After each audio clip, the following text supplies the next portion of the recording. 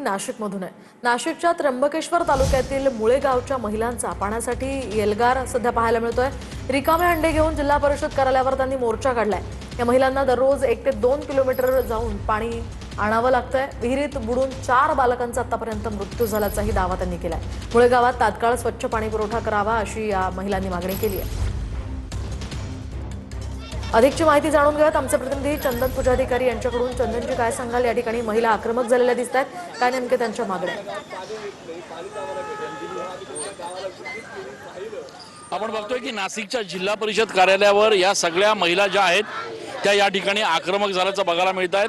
गेल्या अनेक वर्षांपासून नाशिकच्या त्र्यंबकेश्वर तालुक्यातल्या या मुळे गावामध्ये पाणीच नाही आहे। जे थोडंफार पाणी येतंय ते कशा पद्धतीचं दूषित आहे हे आपण दृश्यांमध्ये बघतोय आणि त्याच्यामुळे या महिला आज आक्रमक झालेल्या आहेत आणि या रिकाम्या हंडे घेऊन आज जिल्हा परिषदच्या कार्यालयावर आलेल्या आहेत। या महिलांच्या हातातल्या या जर बाटल्या आपण बघितल्या आणि याच्यातलं पाणी बघितलं तर आपल्याला लक्षात येईल की जे थोडंफार पाणी येतंय ते देखील या ठिकाणी अक्षरशः दूषित पद्धतीनं येत आहे आणि त्यामुळे या महिलांना या ठिकाणी अत्यंत हालाकीचा सामना जो आहे तो करावा लागतो। ताई, काय नेमकी परिस्थिती?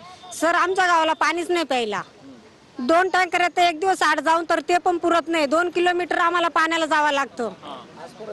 आजपर्यंत आम्हाला पाणीच येत नाही। बरं, हे एवढं गढूळ पाणी प्यावं लागतंय तुम्हाला? हो, वास कसा येतो बाबा, पिऊशी सुद्धा वाटत नाहीये पाणी। मोठे माणसं आहे का? चंदनजी, अतिशय भीषण परिस्थिती आहे। एकूणच पाण्याचा पुरवठा त्यांना होणं गरजेचं आहे। धन्यवाद तुम्ही दिलेल्या या सविस्तर माहितीसाठी।